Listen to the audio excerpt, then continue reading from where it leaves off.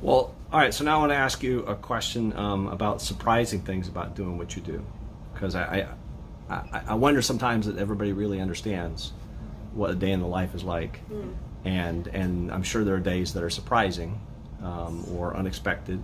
So let me ask Catherine first, and I'll give Dr. Barnett a chance. So Catherine, what's something, like you had no expectation that that's how things were going to be before you started doing this?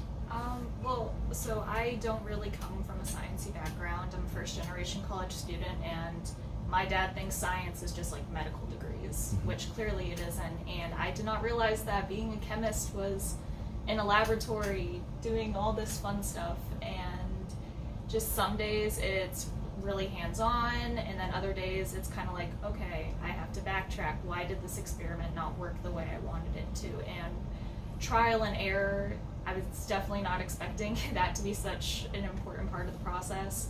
But looking at the research, looking at what I did, looking at the evidence, and how that all fits together like a puzzle, and then you can move forward with your experiments. Puzzle and test tube.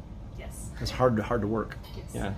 Dr. Barnett, really what's the good. surprising thing That's a hard, in your years of doing that's a hard research? follow-up. Yeah. Surprising things. I mean, That people might not, people who don't do this or never done it. yeah, I think it's surprising how fun it could be. What's something that's fun about it?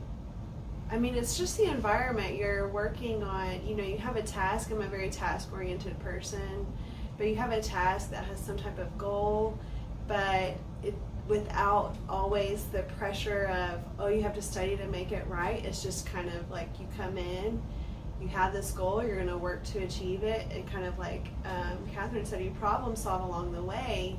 But at the end of the day, any progress is progress in research, and it can be a really fun environment to learn that is not like what you would expect the traditional concept of learning would be.